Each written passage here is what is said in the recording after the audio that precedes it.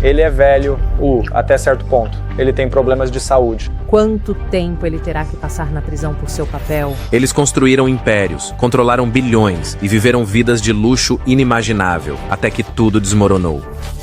Bilionário e fundador do Galleon Group, Raj Rajaratnam foi condenado por 14 acusações de fraude de valores mobiliários e conspiração.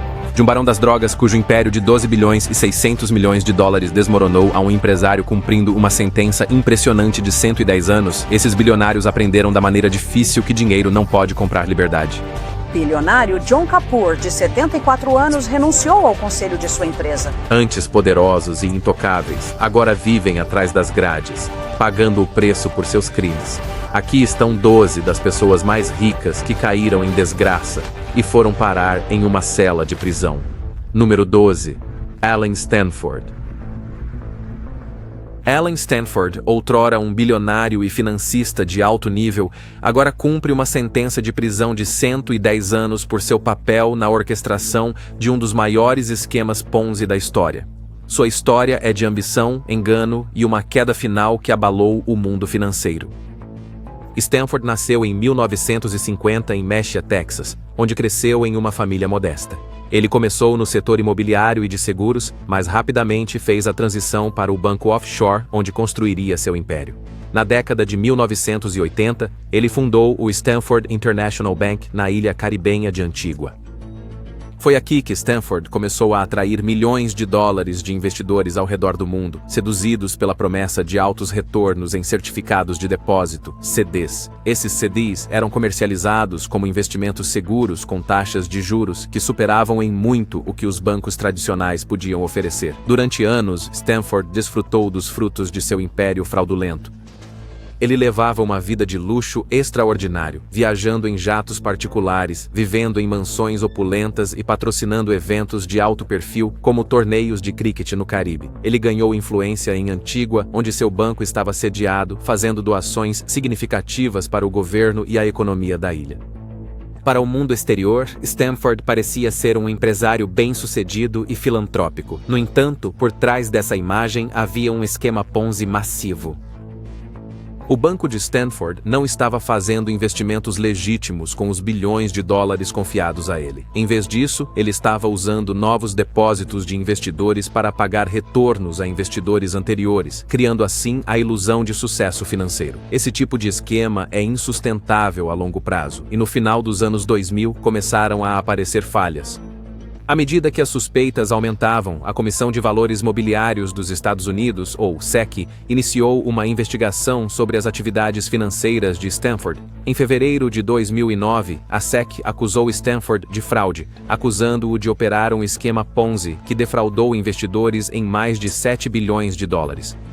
Seus investidores, que iam de indivíduos a grandes corporações, perderam tudo. Muitos haviam investido suas economias de uma vida, acreditando que seu dinheiro estava seguro no que deveria ser um banco bem regulamentado e legítimo. Após sua prisão em junho de 2009, Stanford manteve sua inocência, alegando que o colapso de seu império financeiro foi devido à crise econômica global e à interferência do governo.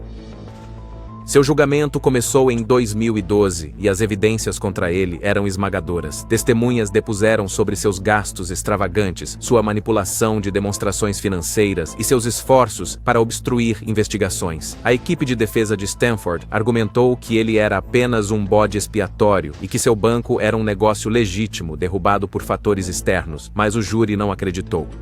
Em março de 2012, Stanford foi condenado por múltiplas acusações de fraude, conspiração e obstrução da justiça. O juiz impôs uma sentença de prisão de 110 anos, garantindo efetivamente que Stanford passaria o resto de sua vida atrás das grades. A escala de seu esquema Ponzi, que rivalizava com o de Bernie Madoff, deixou um rastro de devastação financeira e vidas arruinadas em seu caminho. Número 11, El Chapo Guzmán. Joaquim El Chapo Guzmán não era apenas um traficante qualquer, ele era o cérebro por trás de um império do crime que operava o tráfico de drogas como uma máquina bem lubrificada.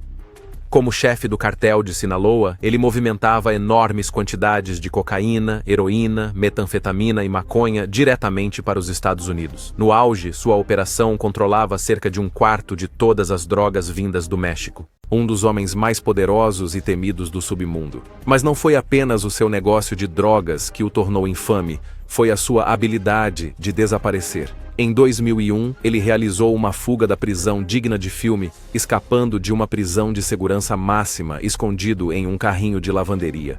Isso foi apenas o começo.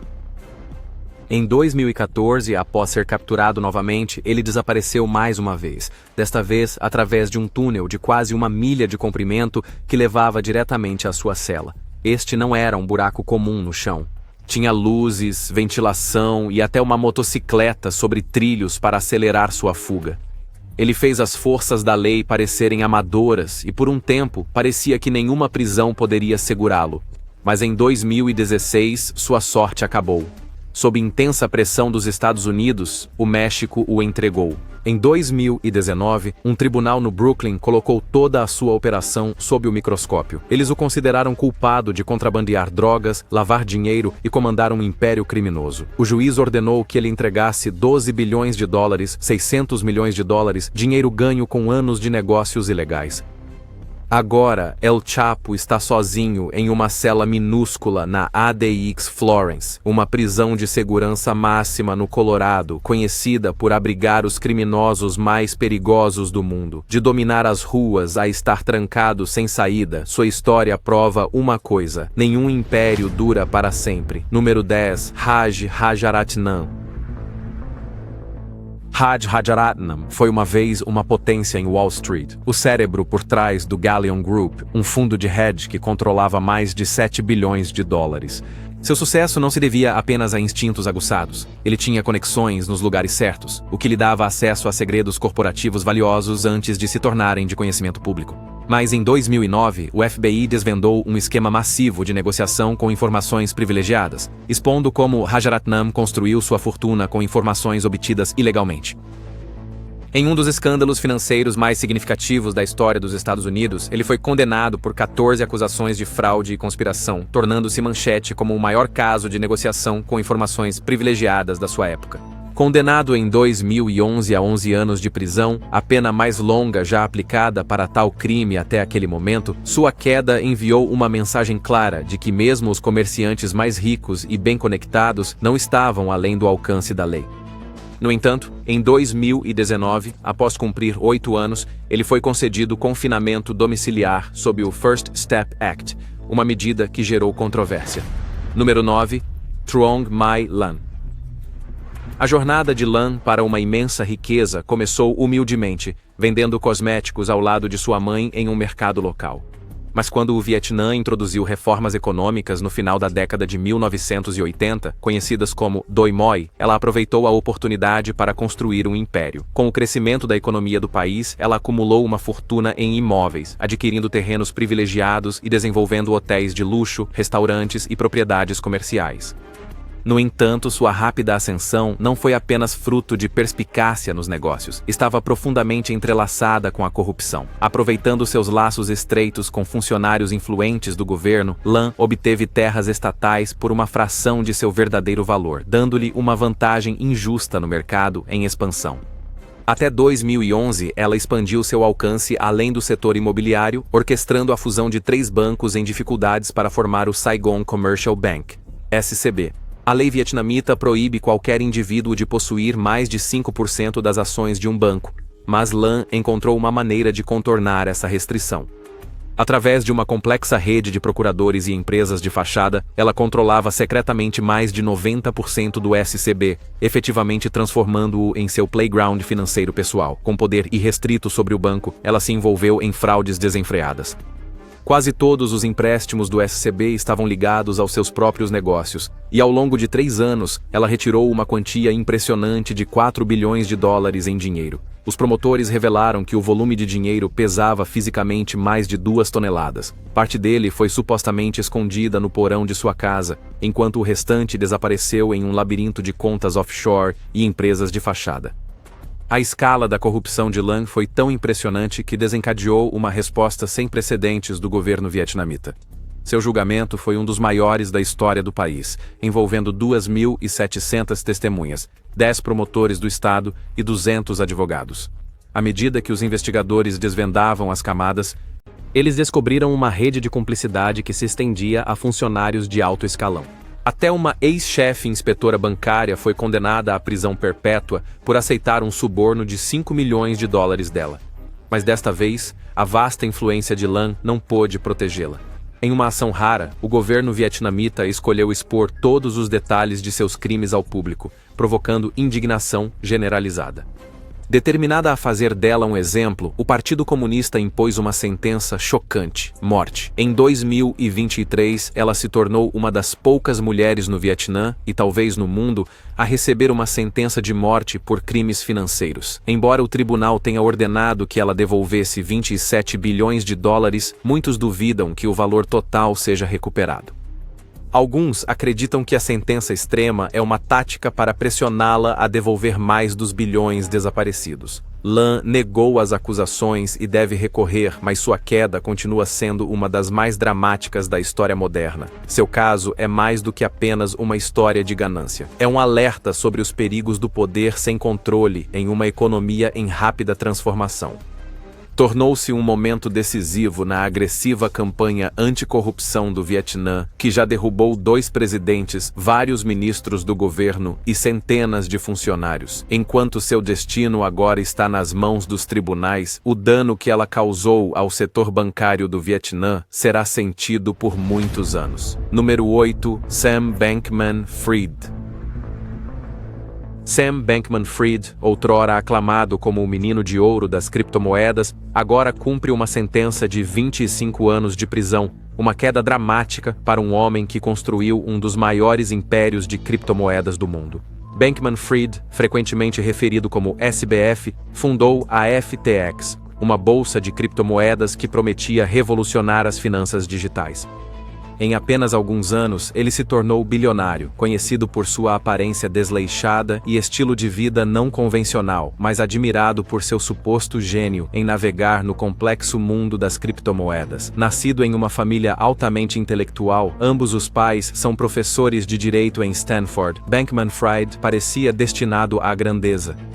Ele frequentou o prestigiado Instituto de Tecnologia de Massachusetts, MIT, onde estudou física e matemática. Após se formar, SBF trabalhou brevemente em uma firma de negociação antes de lançar a FTX em 2019, uma plataforma que permitia aos usuários negociar criptomoedas e ativos digitais.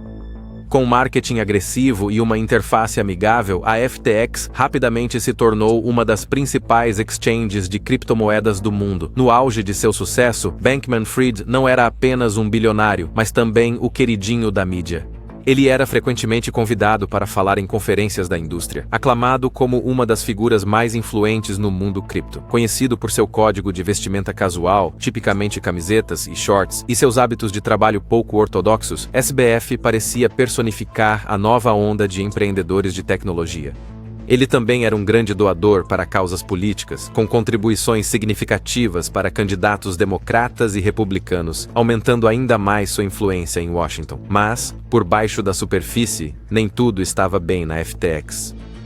No final de 2022, começaram a aparecer fissuras. Surgiram relatos de que a FTX havia gerido mal os fundos dos clientes, desviando bilhões para a Alameda Research, um fundo de hedge fundado por Bankman-Fried. Quando os clientes tentaram retirar seus fundos, a FTX não conseguiu atender a esses pedidos, desencadeando um colapso da bolsa. A queda repentina da empresa chocou o mundo financeiro ao ser revelado que bilhões de dólares estavam desaparecidos das contas da FTX. O império de Bankman-Fried desmoronou quase da noite para o dia. Em novembro de 2022, a FTX entrou com pedido de falência e SBF renunciou ao cargo de CEO. As consequências foram rápidas e severas, com reguladores e autoridades lançando investigações sobre as práticas financeiras da FTX. Logo foi descoberto que SBF havia se envolvido em atividades fraudulentas em uma escala sem precedentes. O esquema envolvia enganar investidores e clientes, usando fundos de clientes para cobrir perdas de negociação na Alameda Research e sustentando a exchange com declarações falsas sobre sua liquidez. Em dezembro de 2022, SBF foi preso nas Bahamas e extraditado para os Estados Unidos, onde enfrentou acusações de fraude, conspiração e lavagem de dinheiro. Durante seu julgamento, os promotores apresentaram um caso condenatório mostrando como SBF um dos maiores fraudes na história financeira. A perda total para investidores e clientes ultrapassou 8 bilhões de dólares, uma quantia impressionante que deixou milhares de pessoas financeiramente arruinadas. A escala da fraude, juntamente com a imagem pública de SBF como um líder responsável e ético, tornou o caso um dos mais notórios crimes de colarinho branco dos últimos anos. Apesar dos esforços da equipe de defesa para retratá-lo como um empreendedor bem-intencionado que tomou decisões ruins, o júri considerou Bankman-Fried culpado em todas as acusações. Em novembro de 2023, ele foi condenado a 25 anos de prisão, marcando o fim de seu reinado no mundo das criptomoedas. Número 7. John Kapoor. John Kapoor não apenas dirigia uma empresa farmacêutica, ele orquestrou um esquema massivo que colocou vidas em risco em nome do lucro. Como fundador da Insys Therapeutics, ele construiu seu império na corrupção, subornando médicos para prescreverem em excesso o Subsys, um potente spray de fentanil, mesmo quando não era necessário. As táticas agressivas de sua empresa e os incentivos financeiros ajudaram a alimentar a crise dos opioides, inundando comunidades com uma droga perigosamente viciante e contribuindo para inúmeras overdoses. As autoridades federais eventualmente descobriram a extensão das práticas criminosas da Insys, revelando como a empresa manipulava médicos e recebia provedores de seguro para empurrar Subsys para pacientes que não precisavam. Quanto maior a dosagem, maiores os lucros, e a Insys foi implacável em pressionar os médicos a aumentar as prescrições. À medida que a epidemia de opioides saiu do controle, o esquema finalmente alcançou Kapoor. Em 2020, ele se tornou o primeiro executivo bilionário da indústria farmacêutica a ser condenado por seu papel na crise, recebendo 5 anos e meio de prisão. Sua condenação enviou uma mensagem poderosa de que mesmo aqueles no topo poderiam ser responsabilizados pela devastação que causaram. Mas, em uma reviravolta controversa, o tempo de Kapoor atrás das grades foi reduzido. Em junho de 2023, ele foi transferido para a prisão domiciliar, com as autoridades citando os riscos representados pela pandemia de Covid-19 nas prisões federais. Número 6. Bill Hwang. Bill Hwang, cujo nome completo é Sung-Kuk Hwang, foi um investidor respeitado com uma fortuna que o colocou entre os mais ricos do mundo. Ele construiu sua carreira sob a mentoria de Julian Robertson, um dos pioneiros do investimento em fundos de hedge. Hwang ganhou reconhecimento pela primeira vez enquanto trabalhava na Tiger Management, antes de lançar sua própria empresa, Tiger Asia Management, em 2001. Sua reputação como um investidor astuto cresceu, mas também sua disposição para correr riscos agressivos. Em 2012, sua carreira sofreu um grande golpe quando ele se declarou culpado de fraude eletrônica relacionada a negociações com informações privilegiadas. Como resultado, a Tiger Asia foi fechada e ele foi proibido de negociar em Hong Kong. No entanto, esse revés não acabou com suas ambições. Em 2013, ele fundou a Archegos Capital Management, uma empresa de investimento privado focada em gerir sua riqueza pessoal. Sem investidores externos para prestar contas, ele estava livre para assumir riscos ainda mais ousados. A Archegos operava de forma diferente dos fundos de hedge tradicionais. Em vez de comprar ações diretamente, a empresa usava swaps de retorno total, um tipo de contrato financeiro que permitia obter exposição a grandes posições em ações sem realmente possuir as ações. Essa estratégia permitiu que Hwang acumulasse silenciosamente grandes participações em algumas empresas, incluindo Viacom CBS, Discovery e várias empresas de tecnologia chinesas. Ao alavancar dinheiro emprestado de grandes bancos de Wall Street, ele transformou o que inicialmente eram alguns bilhões de dólares em um império de negociação avaliado em dezenas de bilhões. No entanto, essa estratégia de alto risco tinha uma grande falha. Como a Archegos estava usando dinheiro emprestado para fazer suas apostas, mesmo uma pequena queda poderia desencadear um desastre financeiro. Foi exatamente isso que aconteceu em março de 2021. Quando a Viacom CBS anunciou uma venda de ações, o preço de suas ações caiu drasticamente, levando os bancos a exigir que a Archegos fornecesse mais garantias. Incapaz de atender a essas exigências, a empresa colapsou quase da noite para o dia. As consequências foram catastróficas, eliminando cerca de 10 bilhões de dólares de alguns dos maiores bancos do mundo, incluindo Credit Suisse, Nomura, Morgan Stanley e Goldman Sachs.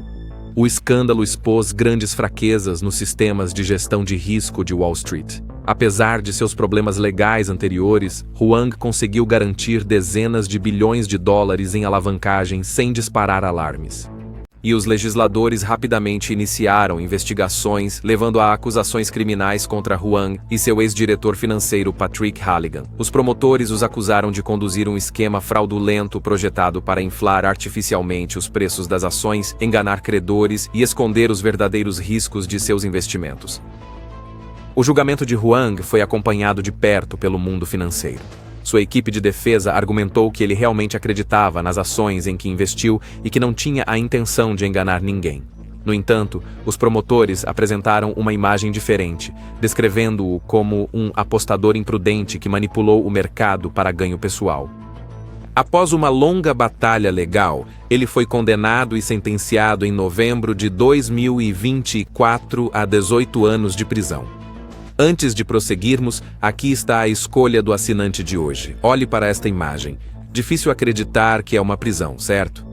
Com uma cama quase king size, uma TV e até serviço de refeições, parece mais um quarto de hotel do que uma cela de prisão. Enquanto a maioria das prisões está superlotada e é severa, existem prisões de luxo projetadas para os ultra-ricos. Veja Halden Fengsel na Noruega, onde os detentos têm quartos privados com geladeiras e televisores de tela plana, ou a prisão de Kerobokan em Bali, onde alguns prisioneiros desfrutam de níveis surpreendentes de liberdade. Então sim, o que você está vendo é real, mas o que você acha? As prisões deveriam oferecer esse nível de conforto? Deixe-nos saber nos comentários. Número 5. Prakash Hinduja. Prakash Hinduja viveu uma vida que a maioria das pessoas só poderia sonhar. Como uma figura-chave na rica família Hinduja, ele possuía uma fortuna de 20 bilhões de dólares. Os negócios da sua família se estendiam por indústrias, tecnologia, imóveis e mais, tornando-os um dos nomes mais poderosos do mundo. Mas no ano de 2023, seu mundo desmoronou quando um escândalo chocante expôs o lado obscuro de seu luxo. Tudo começou em sua grandiosa vila suíça, onde Prakash, sua esposa, seu filho e sua nora foram acusados de tratar seus trabalhadores domésticos como prisioneiros. Esses trabalhadores vieram da Índia acreditando que estavam entrando em uma vida melhor.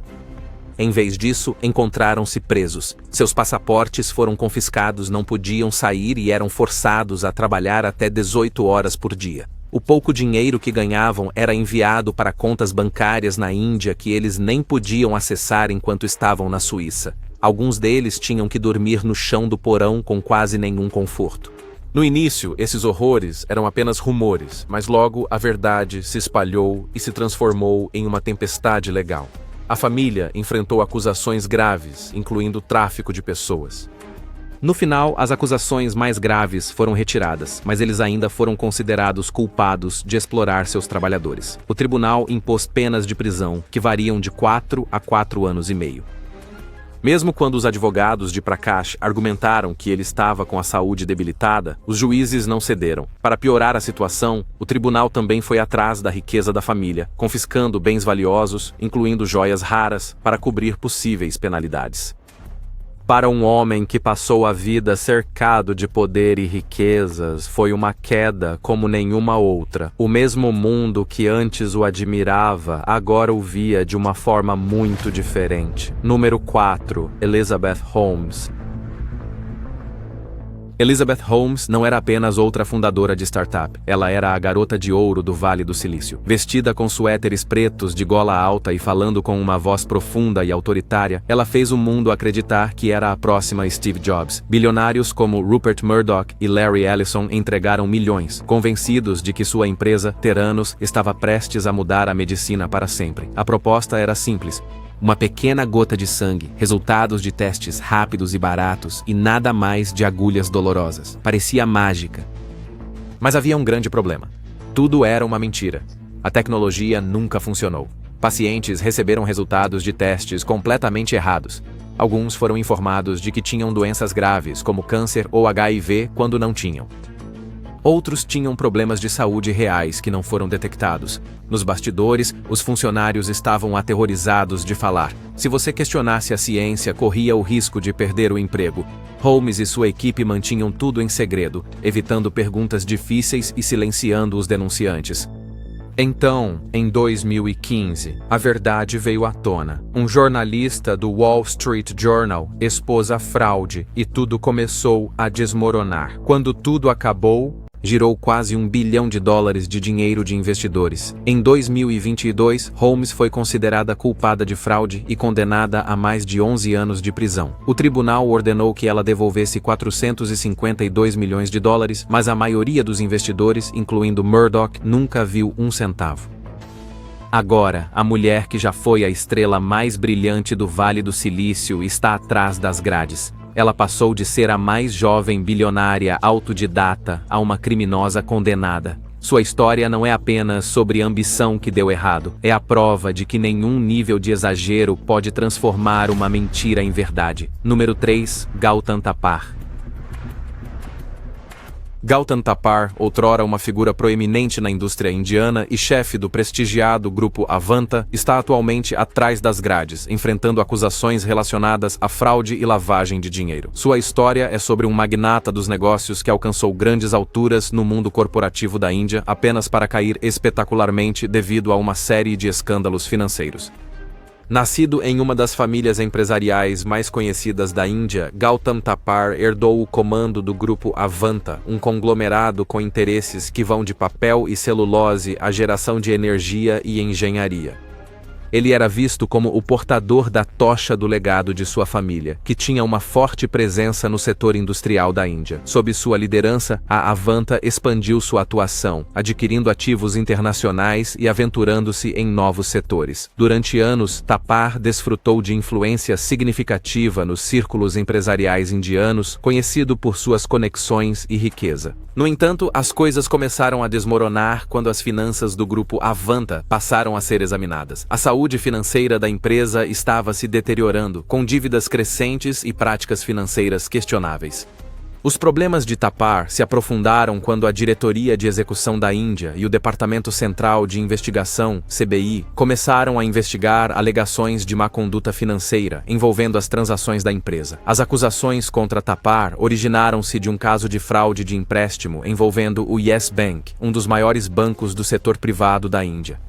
Foi alegado que a empresa de Thapar havia contraído empréstimos do Yes Bank sob falsos pretextos, deturpando sua posição financeira e usando os fundos para fins diferentes daqueles para os quais foram aprovados. Este calote de empréstimo, que totaliza centenas de crores, aumentou a pressão financeira do banco e, como parte da investigação mais ampla sobre os assuntos do Yes Bank, o envolvimento de Thapar veio à tona. Em agosto de 2021, Thapar foi preso pela Diretoria de Execução sob acusações de lavagem de dinheiro ligada à fraude do Yes Bank. Ele foi acusado de desviar os recursos do empréstimo para ganhos pessoais e empresariais e de lavar o dinheiro por meio de transações financeiras complexas. Sua prisão causou um grande impacto no mundo corporativo da Índia, já que Thapar era uma figura bem estabelecida com uma reputação de longa data nos círculos da indústria. O caso de Thapar é de alto perfil na Índia, representando a queda de mais um magnata industrial envolvido em escândalos financeiros. O grupo Avanta, outrora um símbolo de sucesso industrial, agora está lutando sob o peso de dívidas e problemas legais. Thapar, que uma vez controlou um vasto império, agora se encontra na prisão, aguardando julgamento. Sua prisão e detenção fazem parte de uma repressão maior aos crimes financeiros na Índia, onde as autoridades estão cada vez mais atrás de líderes empresariais acusados de fraudar bancos e de usar indevidamente fundos públicos. Número 2. Harvey Weinstein. Harvey Weinstein costumava ser um dos maiores nomes de Hollywood. Ele era o cara por trás de filmes de sucesso como Pulp Fiction, Scream e Gangues de Nova York. Durante anos, ele viveu como um rei, controlando carreiras e criando estrelas. Mas em outubro de 2017, tudo mudou. Mulheres começaram a se manifestar. No início, eram apenas sussurros, depois uma enxurrada de histórias sobre como Weinstein usou seu poder para se aproveitar de atrizes, assistentes e outras pessoas na indústria. Algumas das maiores estrelas, como Salma Hayek e Ashley Judd, compartilharam suas próprias experiências horríveis. Judd disse uma vez: "Eu continuei dizendo não repetidamente, mas ele não se importava. Talvez ele achasse que não significava sim. Talvez isso até o excitasse. O mundo estava prestando atenção, e o passado de Weinstein finalmente estava alcançando-o. Em poucos meses, seu império desmoronou." Ele foi expulso do sindicato dos produtores, removido de sua própria empresa e colocado na lista negra da indústria. Depois, vieram as batalhas legais. Em Um tribunal em Nova York o considerou culpado de estupro em 3º grau e o sentenciou a 23 anos de prisão. 2 anos depois, os tribunais da Califórnia o condenaram a mais 16 anos atrás das grades. Mesmo que sua condenação em Nova York tenha sido anulada em 2024, aos 72 anos, ele não será libertado tão cedo. Weinstein passou de um dos homens mais poderosos de Hollywood a um prisioneiro desgraçado, provavelmente passando o resto de seus dias atrás das grades. Sua queda não foi apenas dele, foi um alerta para toda uma indústria. Número 1. Todd e Julie Crisley. Todd e Julie Crisley se tornaram famosos com seu reality show de sucesso, Crisley Knows Best. Eles tinham tudo, grandes casas, roupas elegantes e uma vida familiar perfeita que milhões assistiam. Mas por trás das câmeras, as coisas não eram tão perfeitas quanto pareciam. Em 2019, a verdade começou a se revelar. Agentes federais bateram a porta acusando os Crisleys de mentir para bancos, esconder dinheiro e sonegar impostos por anos. Segundo os investigadores, eles falsificaram pedidos de empréstimo para obter milhões de dólares, enquanto também mantinham os ganhos do reality show fora dos registros.